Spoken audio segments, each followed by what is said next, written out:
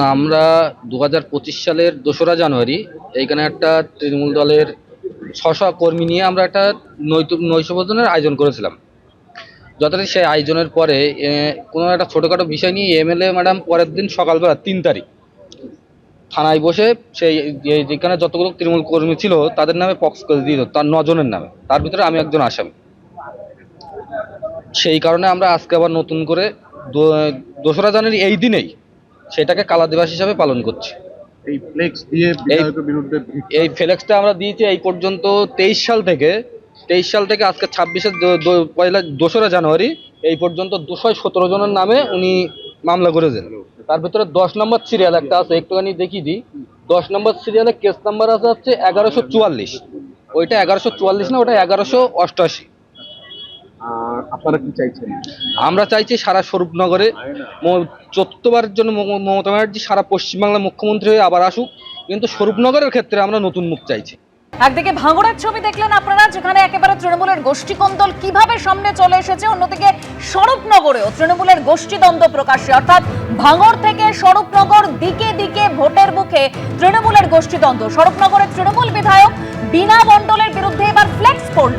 স্বরূপনগরে কালা দিবস পালন তৃণমূলের নেতাকর্মীদের একাংশ। কালা দিবসের অনুষ্ঠানে তৃণমূল বিধায়কের বিরুদ্ধে ফ্লেক্স পড়ে। একেবারে সেই ফ্লেক্সের ছবি আপনারা দেখতে পাচ্ছেন। নিজের স্বার্থ চরিতার্থ করতে কর্মীদের একাংশের সঙ্গে লাঞ্ছনা করছেন তৃণমূল বিধায়ক। দলীয় বিধায়কের বিরুদ্ধে অভিযোগ এলাকারই তৃণমূল কর্মীদের একাংশের। তবে যারা ফ্লেক্স দিয়েছেন তারা তৃণমূলের কেউ নয়, এই দাবি করেছেন তৃণমূল ব্লক সভাপতি।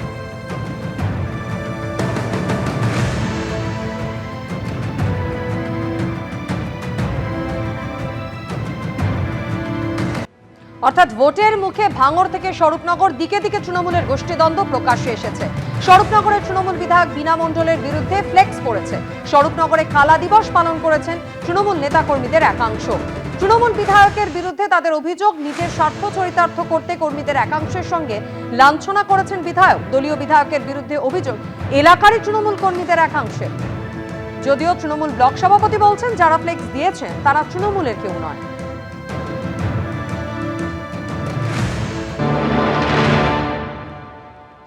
কালা দিবস হিসেবে আমরা এটা পালন করছি। 2025 সালের এই দিনে নিরীহ 9টা দলের সম্পদ, যারা তৃণমূলের কর্মী, যারা তৃণমূলের জন্য জীবন লড়িয়ে দেয়, আগামী দিনেও দেবে, তাদের বিরুদ্ধে এখানকার যে বিধায়ক মিথ্যা একটা কেস দিয়েছিল, সেইটা নৈশভোজের মধ্য দিয়ে আমরা রাজ্য জেলা নেতৃত্বকে সবাইকে জানাতে চাই।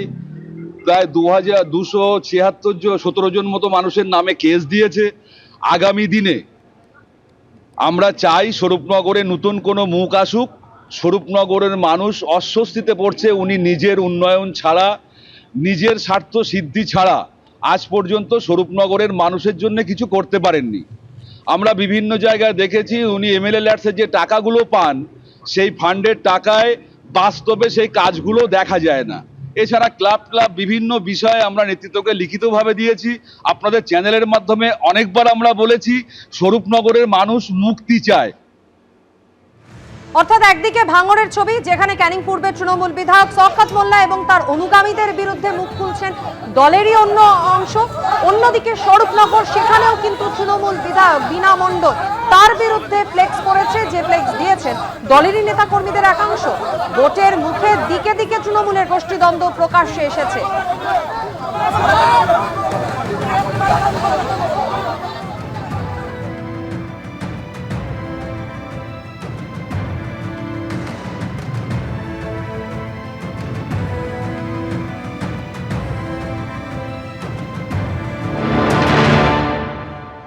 না, এরা তৃণমূলের কেউ বলে আমরা মনে করি না। কারণ ওরা এখন বিজেপি, সিপিএম, আইএসএফ, কংগ্রেস এদের সাথে হাত মিলিয়ে এগুলো করছে, এবং যেটা করছে সেটা ওরা যদি তৃণমূল কংগ্রেস করে তাহলে এটা ওপেনলি করতে পারে না।